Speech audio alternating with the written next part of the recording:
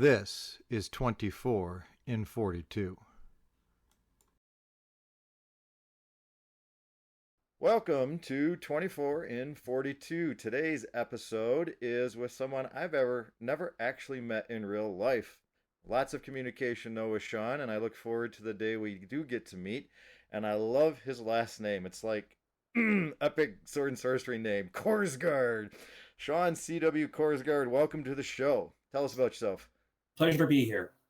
I will give you the same introductory spiel I give everyone. I'm a U.S. Army veteran, award-winning photojournalist, and newly turned editor, author, and proud new father.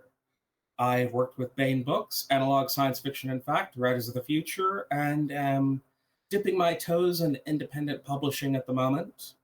I've had stories in a couple Baen anthologies, Anvil magazine, hopefully an upcoming issue of Tales of the Magician's Skull, and hopefully a lot of other places by the time your wonderful audience is watching this.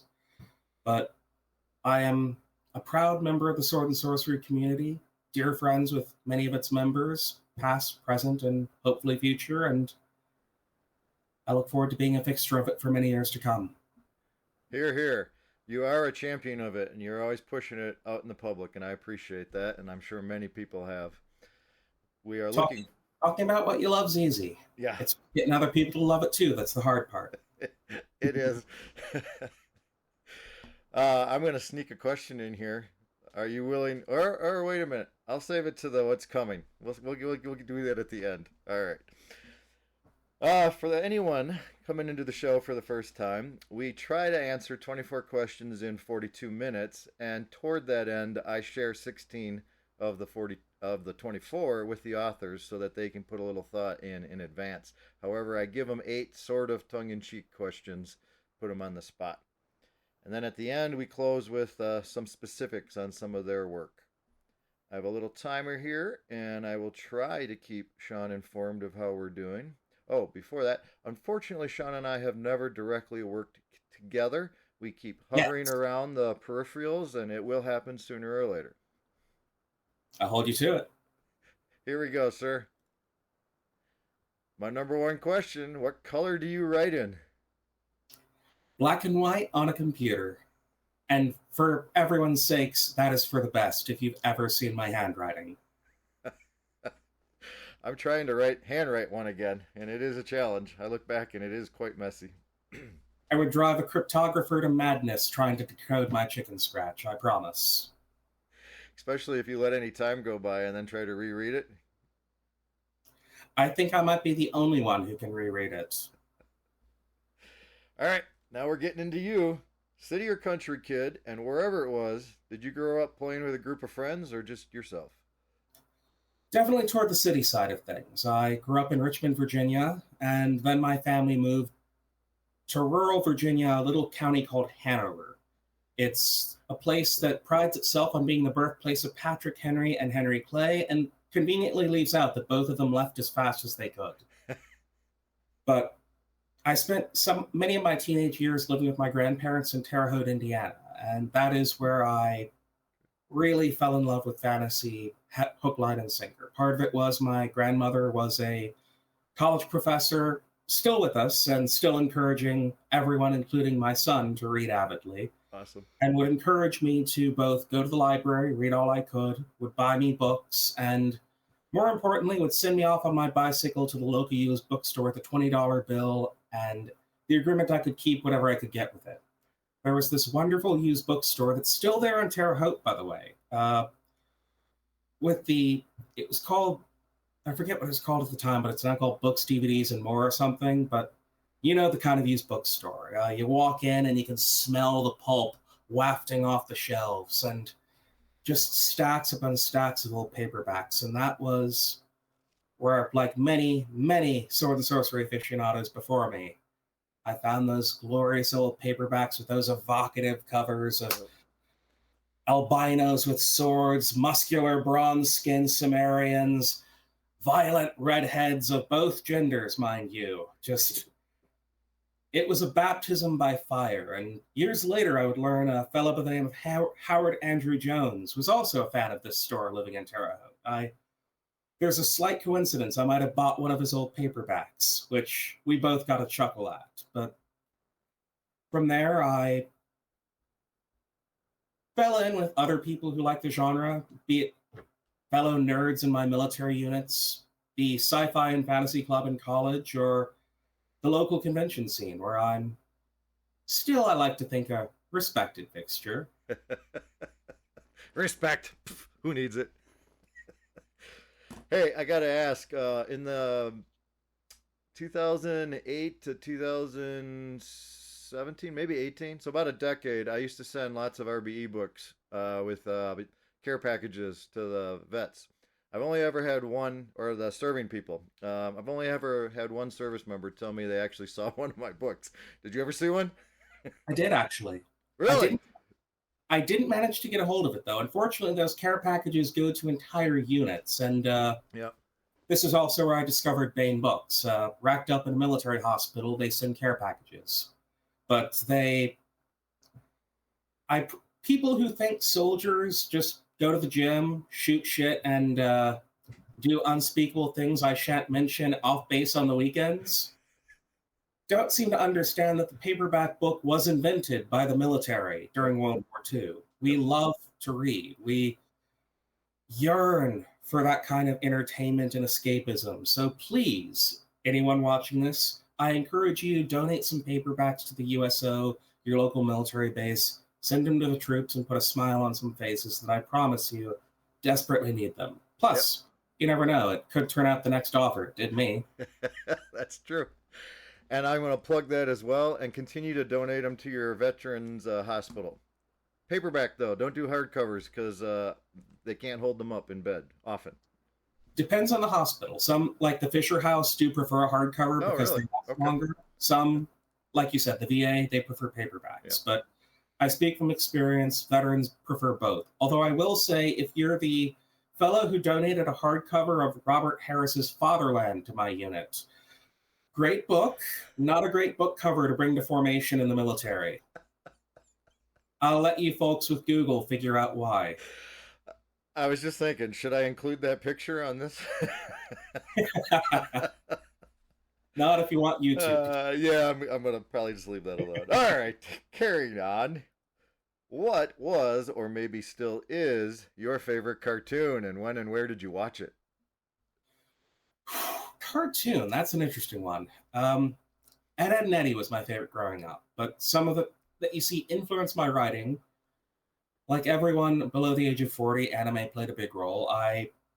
Probably my favorite is G Gundam, which the Gundam fandom is now coming for my head for saying that. But I love martial arts movies. I love science fiction. So having a series baptized in that Hong Kong, Japan tradition of martial arts that just happens to incorporate giant nationalistic fighting robots was wonderful. And it has a very sort of pulp science. It has a sword and sorcery sensibility in terms of its heroes, which I love. As far as other animation, Samurai Jack, the DC animated universe, my kid brother is named Clark because I watch so many Superman cartoons. At the moment, big fan of Berserk, Goblin Slayer, and Frieren, which are all very sword and sorcery influenced in their own way. Uh-huh. Wow, I have to write small to the side of my page. You got so many. Awesome. Great answer. So when you're writing, what assails your ears? At the moment, one of three things. The Basil Palladorus Conan the Barbarian soundtrack. I usually have that on loop. Like, for my story that hopefully will be in The Magician's Skull, I had two songs on loop, both from Berserk. Blood and Guts and Forces, which instrumental, very evocative, very moody, and beyond that, metal.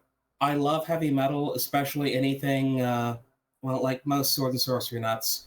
There is sort of a brotherly relationship between metal fans and sword and sorcery fans. There's just something about the tight leather pants and Ken Kelly album covers that made it a natural relationship there. But And they both have axes.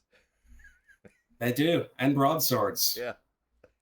Rock out with your sword out. On a side note, just so happened today, DMR released their new cover for Swords of Steel 4. Pretty bad. Oh, I'm looking forward to diving into that, and I've been talking with DMR about possibly helping them on the promotion front. So Sweet.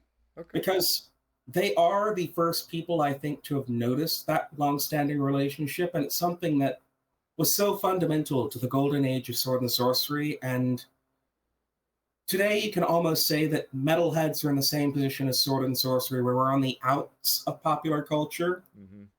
What's better for rebels to do than fight alongside each other, right? Right. Let's get those vans back with those painted sides. Oh, yeah. And, of course, get some book covers and album covers by some wonderful artists again. Exactly. Anything better than modern art, font, and a sword, please. Let's not go there. That's in its own rant, I promise. Exactly. Hey, if you stumbled across the yellow brick road, would you follow it? And where would you hope to land? I mean, if it's the yellow brick road, obviously Oz. It just depends. Are we in the novels or the movies? Well, you have two directions. I mean, if it's the movies, I'd like to think I'd go the robot chicken angle and just use my imagination to make things a lot more interesting. I'd rather have Eric Draven and Lionel from the Thundercats than the, Scarecrow and I like it. Cowardly Lion. But I don't know. The old joke these days seems to be you take the red brick road instead. But of course, that was an invention of the movies. Yeah. But I admit, I haven't read the Frank L. Baum books since I was a kid, but I'm hoping I'll have the chance to do that now that I'm a father. They're wonderful for children. You said books. Did you read them all? I read the first 4 or 5, and then I moved on to Edgar Rice Burroughs, Robert E. Howard, Okay. stuff that's a bit more appealing to a young boy. But Oz is still one of the foundations of American fantasy, and it doesn't get nearly the attention and love it deserves. Of course, You could easily say that for Burroughs and Howard as well.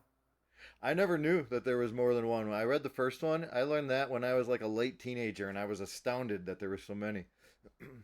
The thing that always astounds me is just that there are so many books, and yet Hollywood is obsessed with just remaking the one that they used for the movie, which is the dullest of the bunch. It would be like if we kept remaking The Magician's Nephew and adapting Narnia.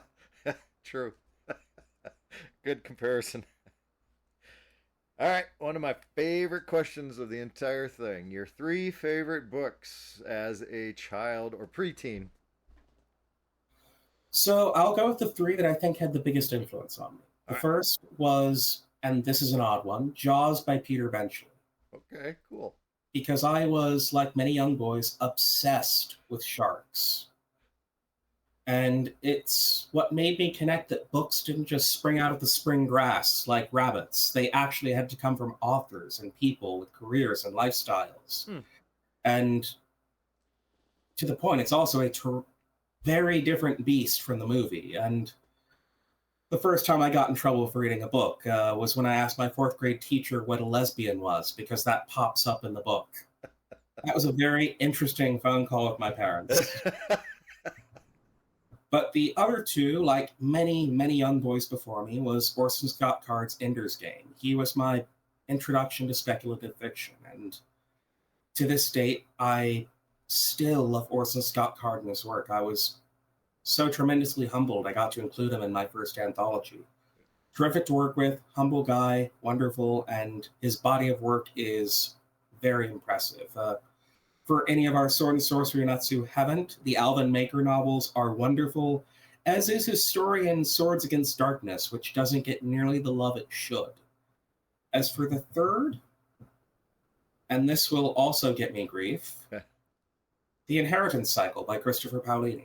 Interesting. Because I was a young boy at the time, and Paolini was a 15-year-old who just published his first novel.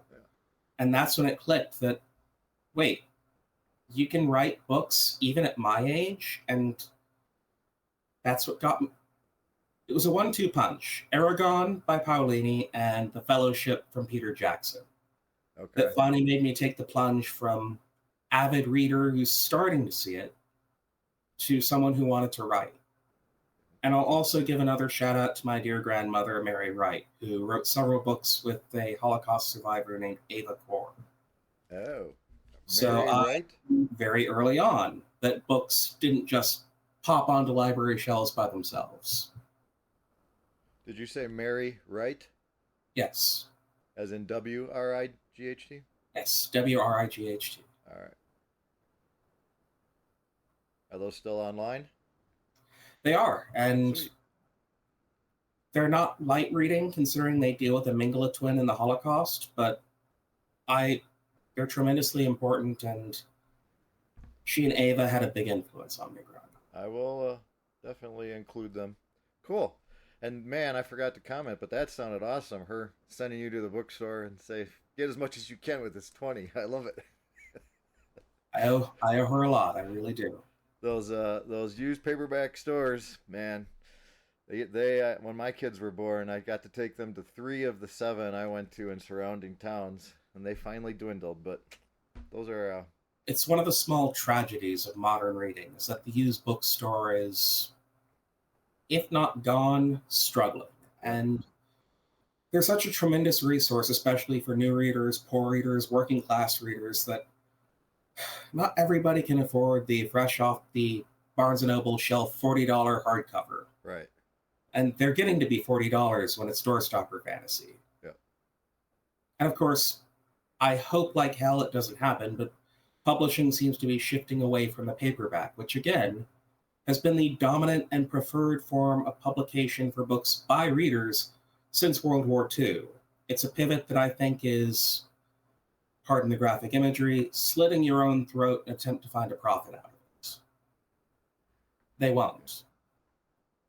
Yep.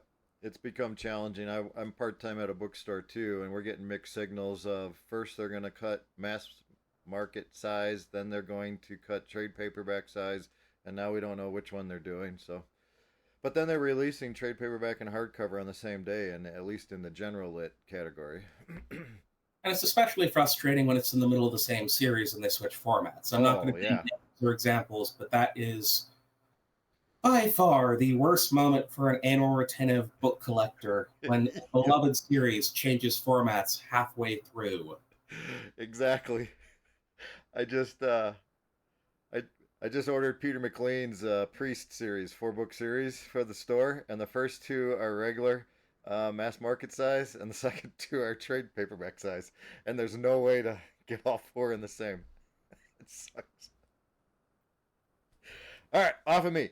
What is the best thing you have ever spent money on to further your own writing career?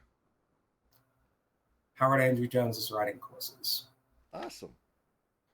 He had a number of courses available through the college he was working with that were available online, especially during COVID, and those were a godsend. To give one example, he had one about story introductions that, one, provided a lot of deep cuts from classical fiction, from Dashiell Hammett to Robert E. Howard, that also, by happy coincidence, introduced some of the best short stories of the pulp era, which in and of itself was an education. But he, as anyone who's met him could tell you, just had that infectious passion and deep, rich knowledge that tended to be passed on to every single person he talked to. It certainly left an impression with me. But also, he was the first person who, I guess, got to break in that the most important lesson you can learn as a writer is you have to actually write the goddamned book. Yes. And I still struggle with at times the worst habit where I'll rewrite the same passage until it's perfect. And I'm going to tell you a little secret. You always hate your own writing and will never be happy with it. So you'll just spin your wheels forever. So you need somebody to occasionally stop rewriting it. Just finish the damn thing. Exactly. And that's why I actually started finishing short stories as opposed to just rewriting the same 1,000 words. Self-editing as you go kills many muse. Yep. Self-confidence and self-editing. You need one and you need to avoid the other. Good point. Do you think it makes writing more difficult or a little bit easier if you feel emotion strongly? I think it depends entirely on the emotion. I can say from personal experience, depression is one of the worst things you can have writing, because even if you manage to write, it seeps into your work like a poison, which it can work very well if you write horror or dark fantasy. But then, of course, you end up in a situation where, like, oh no, my life is good now. I'm happy. How do I find my muse? That one's from personal experience. Oh That my. was a mistake I had to learn around. I went from a depressed 20 something in journalism to a happily married father, and I generally have a pretty good life. So learning around not using writing just as therapy has been a big challenge. Okay. So it helps, especially if what you're doing depends on that emotion. But the key, I think, is finding something that evokes the mood and style you need, and it gets those feelings in you while you write, Yep. but not enough that you can't turn it off when you walk away from the page. Finding that balance is important. In fact, I'd say balance is the most important thing. Right. Do you find the music that you're listening to at that moment can help or hinder and change the music accordingly? There's a reason I rely on the Basil Polidorus Conan soundtrack as much as I do, and that's because it has such wonderful variety, Mm-hmm. and a lot of them seem to strike that happy middle. Like, for anyone watching this, Theology and Civilization, which is one of the selections from the soundtrack. It's this wonderful, classical, goes from low flutes all the way to a sweeping orchestra that evokes ancient civilizations and high adventure. But the thing is, it's also it works for an intense action scene or a campfire scene or just a conversation, Yep. as it does in the movie. Yeah. This is why movie soundtracks are wonderful. They know what they're doing when they score those. Right. Yep. At least they used to. That's what I always tell people on horror movies. Take out the soundtrack and it's 50% less scary. Chris Nolan movies are either much improved or much worse when you take away the Hans Zimmer score, depending on if it's when he was still trying or if it's the ones where he drowns out the dialogue with the piano. Yep. All right, titles. Do you find them challenging, a little bit easy, and where do you usually pick them? At the beginning, after it's all done? It depends entirely. For example, I'm working on a short story under the title Sins of the Father, where it lent itself to the entire concept not just of the story, but the hero I hope to incorporate throughout several stories. Okay. Meanwhile, the one I hopefully will have in Tales of the Magician's Skull, From Darkest Depths. I knew the story before I had the title, and I really struggled with what to slap on for a title. And I just looked at a bunch of Robert E. Howard stories, Weird Tales era stories, and tried to come up with something that sounded like it would have belonged alongside them. Okay. Yeah. But sometimes this title comes first, sometimes it comes from the story. But I would say, especially for Sword and Sorcery, sticking the landing on your title is important. Just think of Robert E. Howard, The God in the Bowl, The Tower of the Elephant. They're evocative. The imagery leaps forth even from the title. Yep. And a good sword and sorcery story, I think, needs that. And it goes beyond Howard. Michael Moorcock, While the Gods Laugh. Michael Shea, The Pearls of the Vampire Queen. Even Howard Andrew Jones, to use a more recent example. Reflections from a Tarnished Mirror. They not only are evocative, but they tie into the story. It is Right. true of all fiction, but I think Sword and Sorcery especially, because it has that pulp DNA where you have the title and the first couple paragraphs to nail it, bring in the reader, or otherwise they put down the magazine and pick up the copy of Action Comics next to it. Right. And oftentimes that title can be, because you bring your history into it, you already have a whole story in that title, and you want to see if the author's story matched what you already imagined. Exactly. All right. So when you're working on a story, what's your timeline like from when you first hit on an idea, if you do any research, to a final draft that you're ready to submit? I'm all over the map with this. For example, my story Black Box that was written for my World's Long Lost anthology. I'd struggled for weeks to come up with an entirely unrelated story for the anthology and couldn't crack the right notes I wanted to with it. Meanwhile, deadline's coming up. I have 2 weeks, and I did what you should never do when you're on deadline: play a grand strategy video game. And there was an event in the game. It's Stellaris, for those of you wondering the game, that had you discover an alien corpse. And I'm like, alien corpse. And then in a week, and mind you, I turned in this story 1 hour until the deadline. Oh, jeez. But I spent the last 24 hours in a mad rush polishing it, editing it, getting my beta reader to turn it back in, but it's funny. You spend weeks agonizing about a different story, and then the new one comes up, took you over, and you finish it in a week flat. Yep. And that feeling is wonderful, that moment you reach the finish line. From Darkest Depths, meanwhile, I originally wrote it for the Baen Fantasy Adventure Award, and I knocked it out over the course of 2 weeks. I blocked out each bit that I wanted. The introduction, they go deeper into the dungeon, they find monsters. Monsters find them. Oh God, everything's going wrong and people are dying. Oh, this is horrible. Crescendo. And I wrote each bit part by part. I tried to tackle one per day. Okay. Had it finished in a week. But there are times where, like, for example, the story I'm working on at the moment, there is one beat I cannot crack quite yet. It's trying to figure out how to pull off an assassination. And that takes some doing. Yep. If there is something like that, I put it down and come back to it. Don't take a decade like I did with a story. If the story's good, sometimes it's worth it. I had the idea for another story of mine that was a Writers of the Future finalist, Stop Loss. Yep. The original idea for that a decade ago, and then I wrote it for the contest, and it took a decade to see form, and I think that might be normal for a lot of authors. There's a collection I read for Analog by an African author named Wole Talabe, okay, where the story he eventually won, I'm trying to think, he won several awards for it, and it was eventually published in an issue of Analog, but he had spent a decade working on it, changing bits.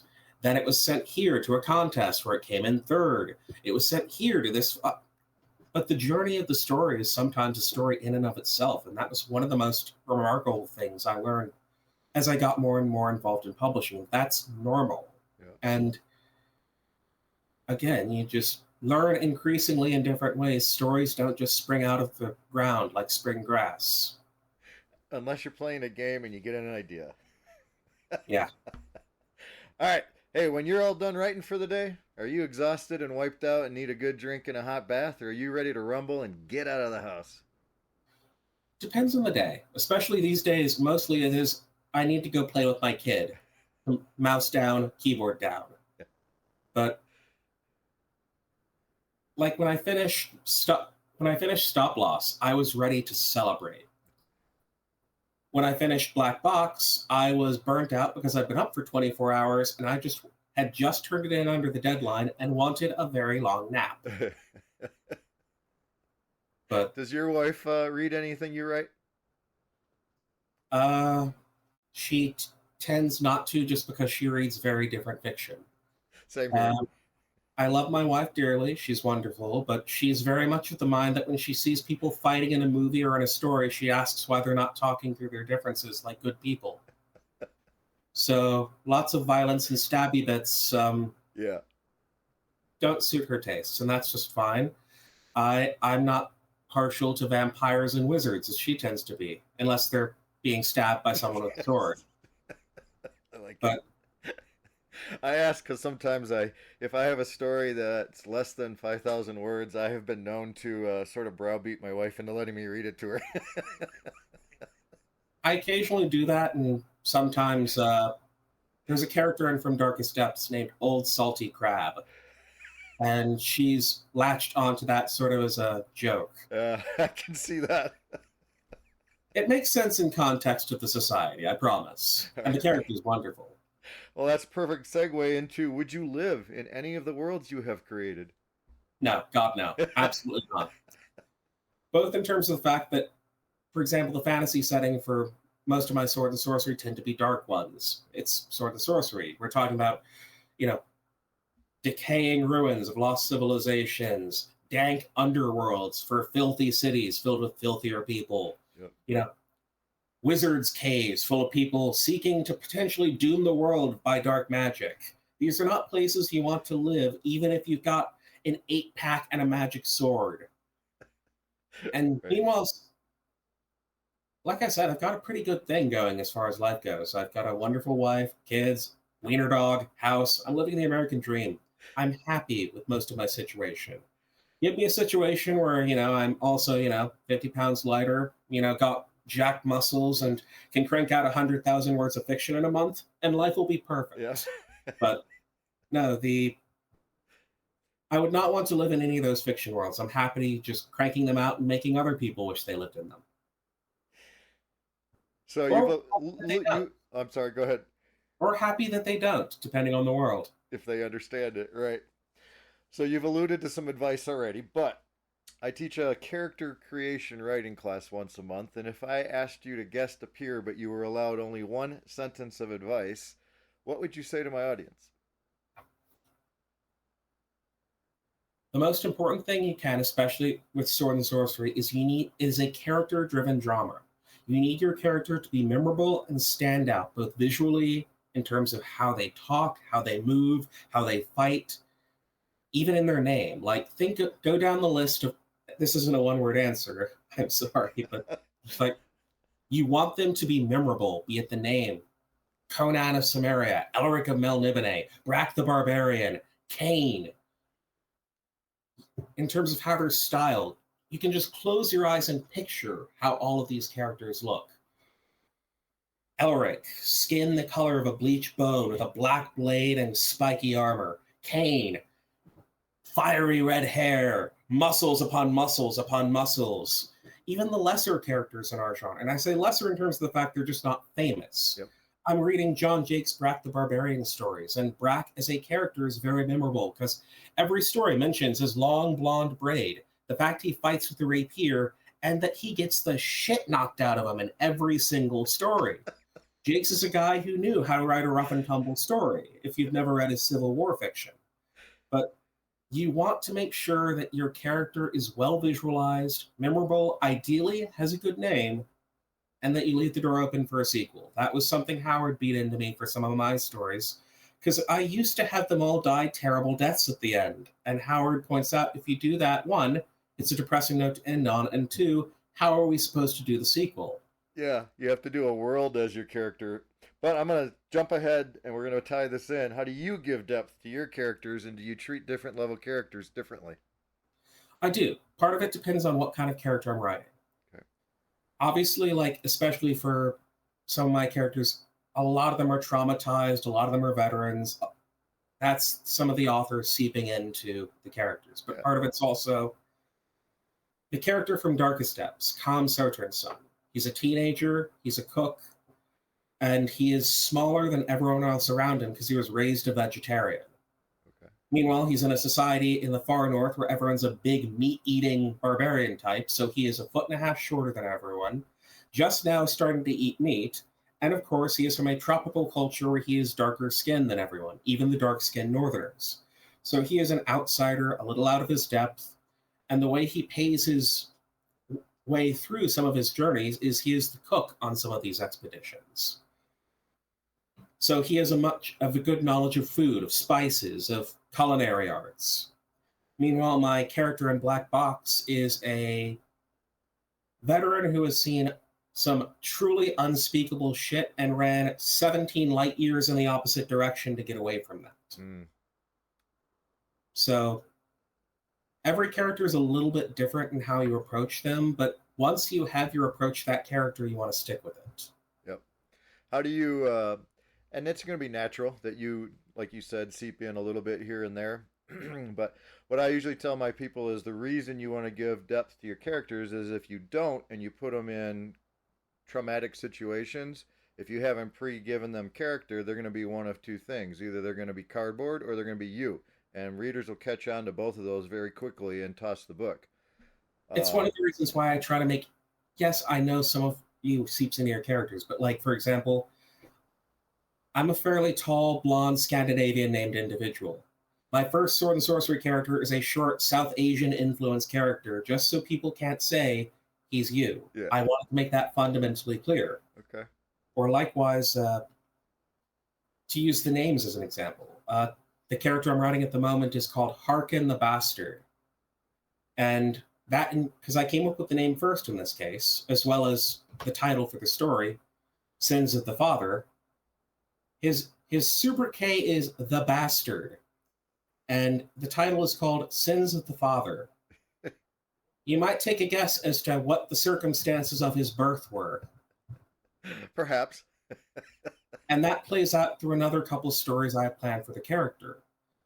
One of the big things is that he was raised by the person who actually married his mother and considers him his father, is very intent that his father is just his sire, Okay. never my father. Okay. Yeah.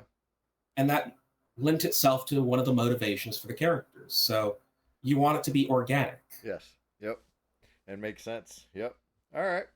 We have passed the halfway mark, and we're at number 15. Excellent. My filibustering continues to work.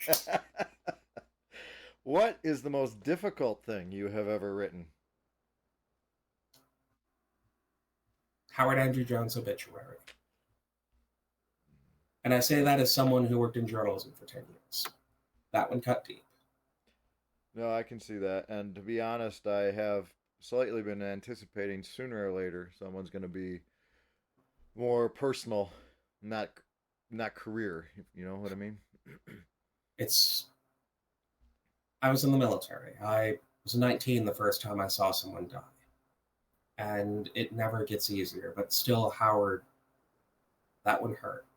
It hurt like hell. And that was a hard one to write. And I think a lot of us, especially in the sword and sorcery community, are still, I would never say moving on, because he's always going to be a part of our lives, always in our hearts, always in our thoughts, and always on our shelves. But working forward and figuring how we move forward as a subculture, as a genre, with our champion fallen. Mm-hmm. And the best thing is, like he always said, always forward, swords together. Let's do it together. Right. Yep. Always carrying forward and never leaving him behind. So. No. I can totally understand that. Maybe I should switch the order of these questions, because the next one here is a little bit tongue-in-cheek. No, please. I like the curveballs. Some All right. variety. Sporting choices. I'm going to give you 3 options, and you're picking one. There's no getting out of this. You got to pick one. Okay. Swimming pool or shooting pool? Shooting pool. I love a good game of snooker. Good. Thank you for knowing what I was asking, too. Tennis court or basketball court? Watching or playing? Whichever. Basketball. All right. And driving range or target range? Driving. I was in the military, and due to some stories I shan't share here, if I die without ever having to pick up another rifle, it will be something I'm proud of. You're a happy man. All right. Understood. That, and I've got a bit of a lead foot, so a chance to drive fast, good car, no danger. Well, little danger. That could be a lot of fun. Well, hold on a second. Driving range is golfing. Oh, I thought... No, still golf. Okay. This is a funnier story.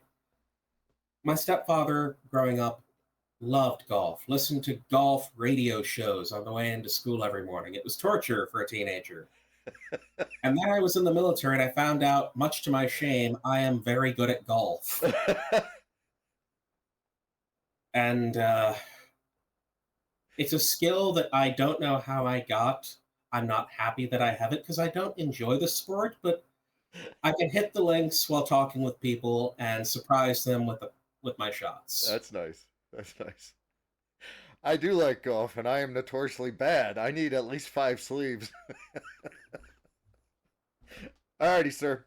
Favorite quote, song, lyric, poem, motivational line. Do you have one, and will you share it?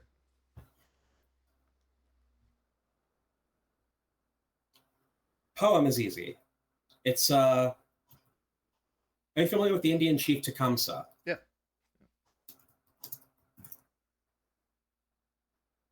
I love poetry, so I have a few favorites. Charge of the Light Brigade, Horatius at the Bridge, of course. Kipling's Last of the Light Brigade is a good. I adore Kipling, so pretty much anything by Kipling. Cool. I'm learning to play Danny Deever on the guitar. So, but Tecumseh had a poem he wrote called "Live Your Life." Am I okay to recite it? Sure. Live your life so that the fear of death may never enter your heart. Trouble no one about their religion. Respect others in their view. Demand others that they respect yours. Love your life. Perfect your life. Beautify all things in your life. Seek to make your life long and in its purpose in the service of your people. Prepare a noble death song for the day when you go over the great divide. Always give a good word or a sign of salute when meeting or passing a friend, even a stranger, when in a lonely place. Show respect to all people and grovel to none. When you arise in the morning, give thanks for the food and the joy of living. If you see no reason for giving thanks, the fault is only in yourself. Abuse no one and no thing, for abuse turns the wise ones to fools and robs the spirit of its vision. When it comes your time to die, be not like those whose hearts are filled with the fear of death, so that when their time comes, they weep and pray for a little more time to live their lives over in a different way and live another day. Sing your death song proudly and die like a hero, finally going home. Yeah. I had a sergeant in the military who cited it like scripture, wow. And it left an impression. I remember reading that in high school, and I loved it in high school, but it's been a while. But yeah, that's powerful. It's a good coda to live by. Yep. Indeed it is. Alrighty, sir. Association. Word association. Espionage. Bond. Sweet. Chocolate. Robin. Batman. Diaper. Oh, come on.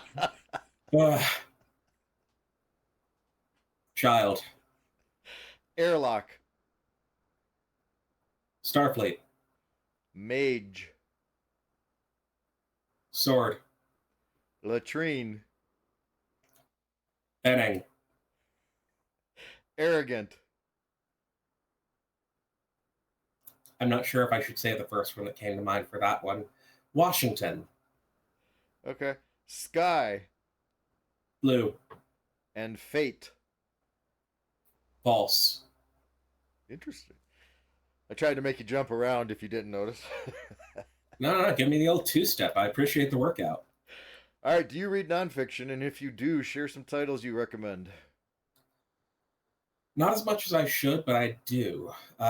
One I always recommend, especially because apparently I'm not the only sword and sorcery nut who's a big fan of it, To Hell and Back by Audie Murphy.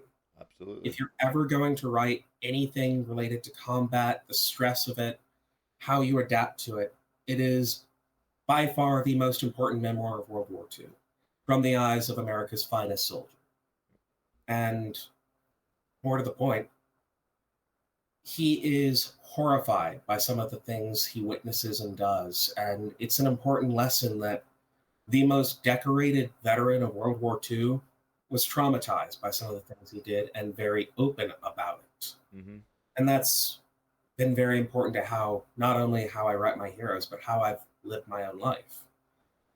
For other nonfiction, of course, Mark Finn's Robert E. Howard biography, terrific.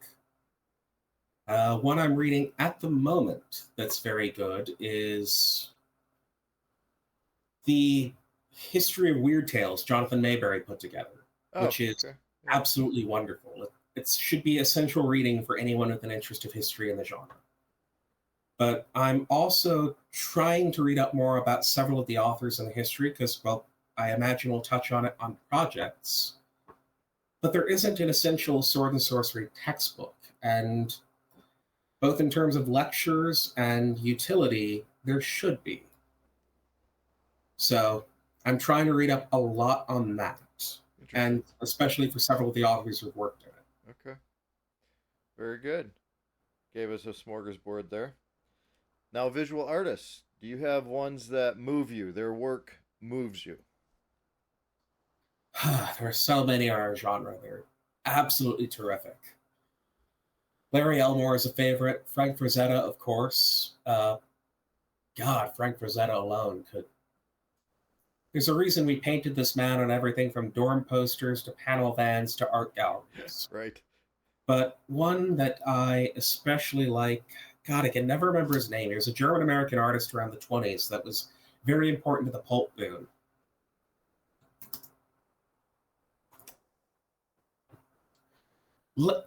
Leyendecker, J.C. Leyendecker.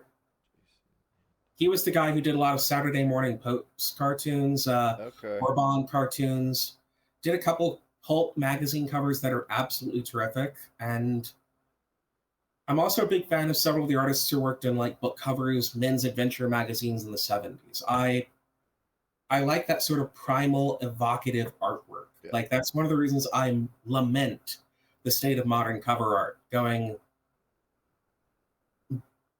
if it's something I can whip up in InDesign in 1 hour, like many of these covers are, you're not trying hard enough. I'll give you that. True. Yep. If I can do it. Okay, we have broken our 42 minutes and we have 4 questions left. All right.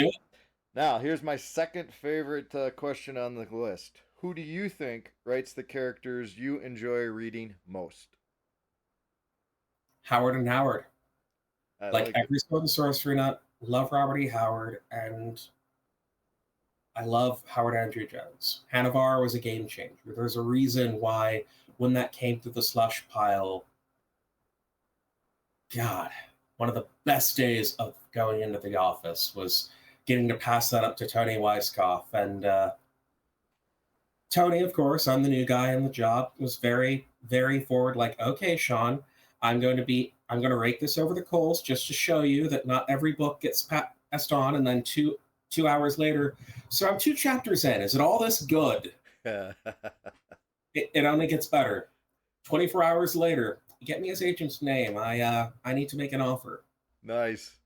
My first thing ever sent up to the boss, and it's picked up for a 5-book series. And it's easy to see why for anyone who's read Lord of a Shattered Land. And were you, was that the point that you've, I think we interacted once on, you asked if anyone could identify at what point you were hooked, or was it where Tony was hooked? Yes. Yep. Tony, one of the things Tony taught me as an editor was the red line of death.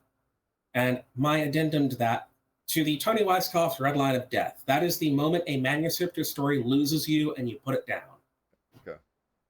I have the Sean Korsgaard's green line of life addendum, which is the moment you know that you're hooked to the end no matter what comes. Okay. And for those reading Lord of a Shattered Land, The Warrior's Way, second chapter, part of that from the end.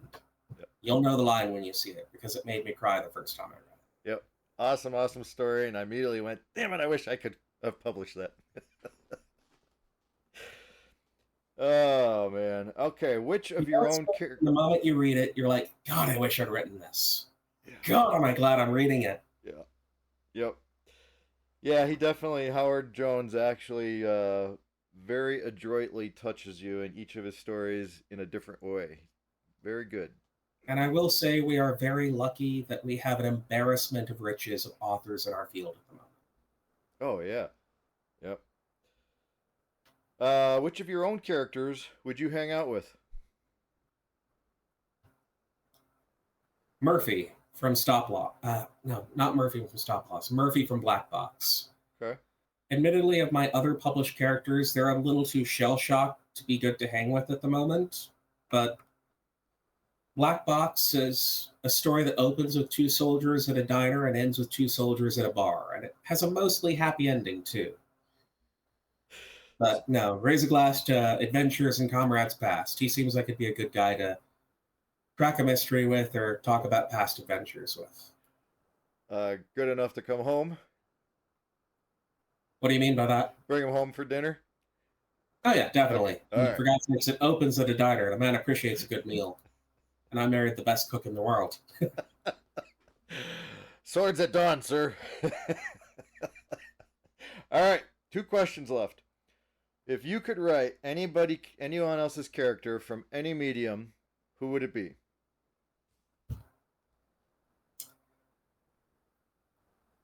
Hopefully, I never will because he's going to live another 20 years and keep writing more stories. Elric. Interesting. Elric is just such a fascinating character. His trauma is such a huge part of who he is, and the world Moorcock has built around him is. I love that it's so dark, and yet, despite it all, even if it's just to spite fate and the gods themselves, he keeps fighting, he keeps struggling, even when he's fighting alone at the end. Okay. But no, there's a reason why when it comes to the foundational characters of the genre, I like your Nithilene, your Elric of Melniboné, your, I guess, Silver Age characters. Yeah, okay. There are a lot of them that are fun to read. Right. That's a big answer. Wasn't even on my radar. I'm just surprised, that's all. Not at you, just that someone. More realistically, Yeah. I'll give one more if I'm allowed. Sure, squeak one in here. Heroic Signatures has done a wonderful job with its pool of authors and who they're having write all these Howard tie-in stories. I'd want to write a Howard Lovecraft story. Because Howard, I think, approached the Lovecraftian mythos the best. Like, the joke is that, H.P. Lovecraft's characters all go insane. They all lose. They die horrible, pointless deaths at the end of the universe. Yep. And Howard's go down fighting or occasionally win. Right. I always love that in the approach. It's a very different twist to Lovecraftian horror that I wish we'd see more of, because Right. give me a choice between a guy who goes nuts seeing, oh no, geometry! Look, mate, I hate math too, but I'm not going to go insane at it. I actually quit reading Lovecraft. I couldn't take it anymore. Alrighty, sir. The last question is, are you trying to share anything with your readers? If there's one link throughout all my work, and I try to keep it common, each of my heroes have horrible things that happened in their pasts. But at the end of the day, they keep going. They don't give up. They keep fighting. They keep moving forward. They cling to something that helps them do it. They recover. They heal. And I want that. One of the things I hate about the Grimdark theme that became so popular the past decade. Yes, life is horrible. People die randomly. The bad guys win in real life.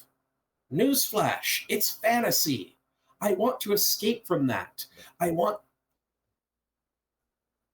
C.S. Lewis had a quote about why we turn to fantasy.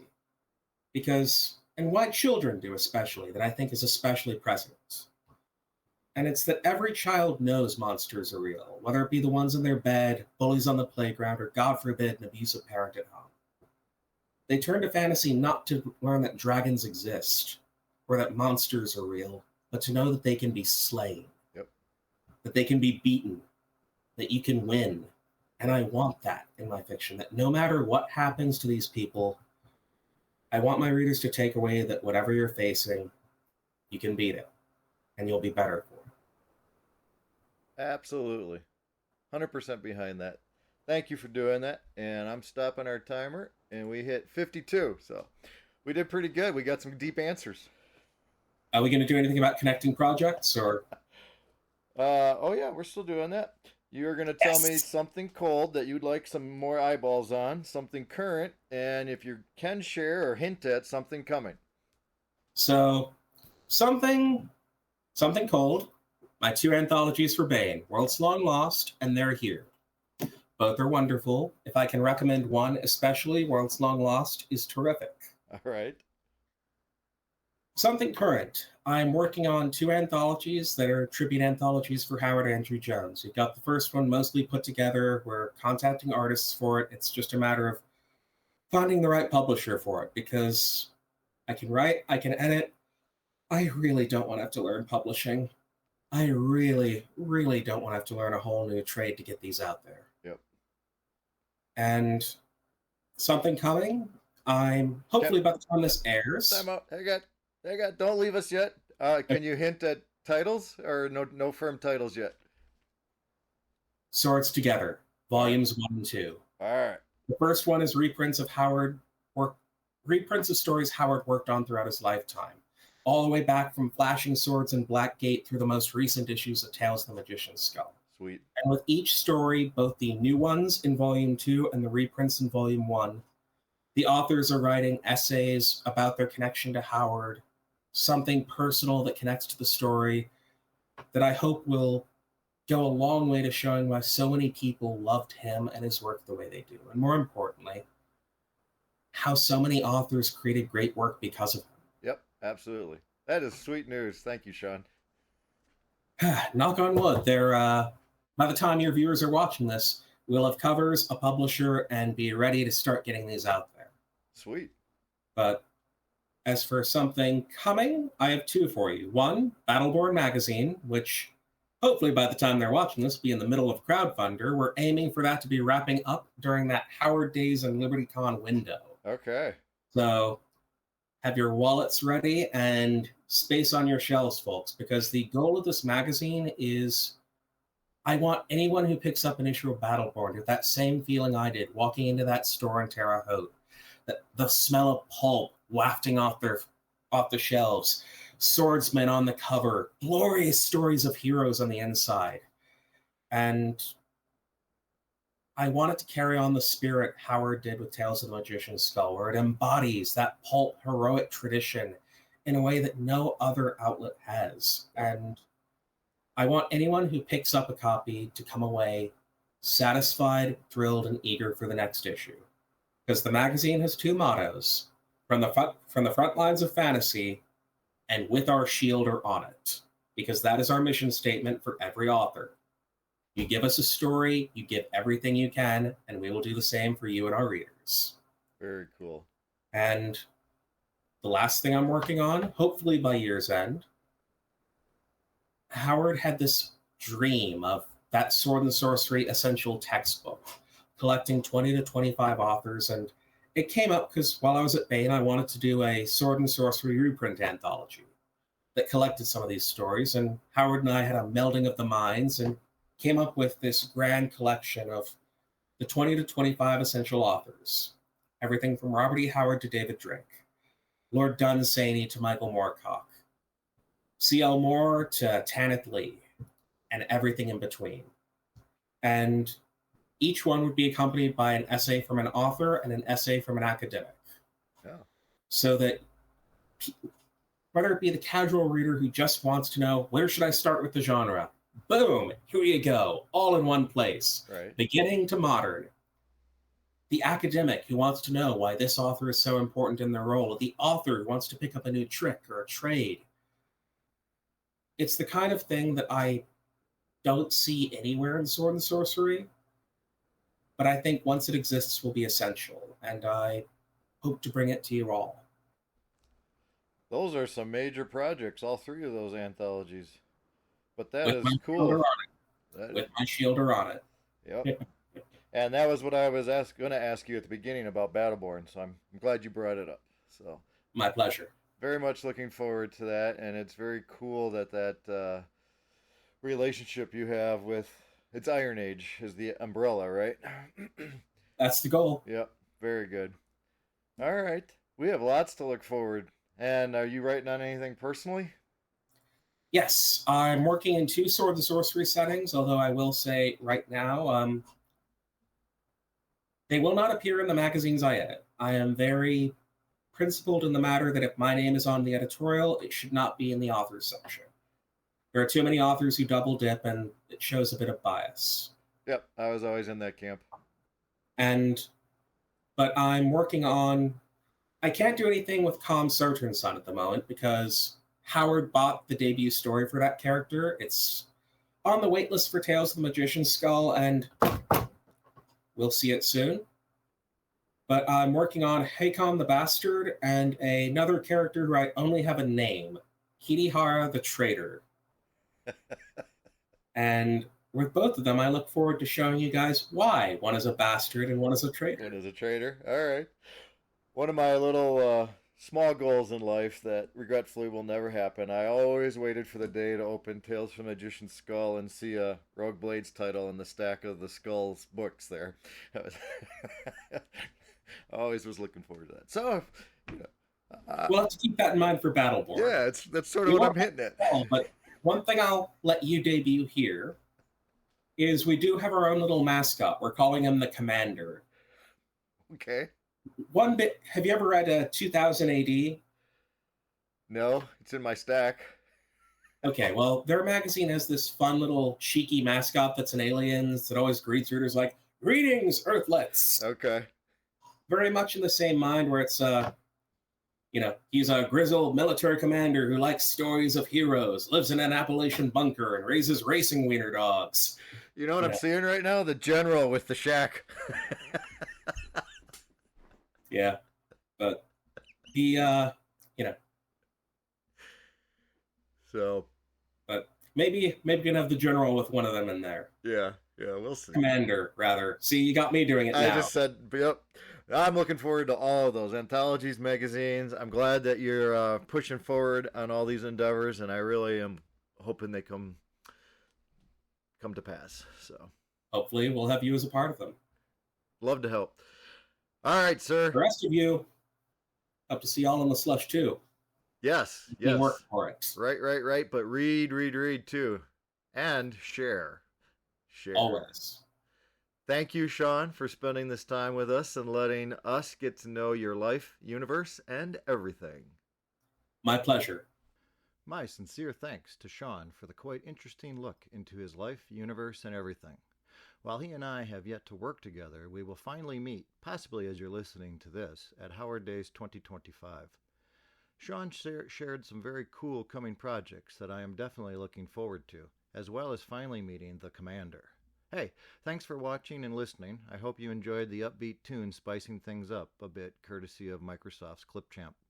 Until next time, this was 24 in 42.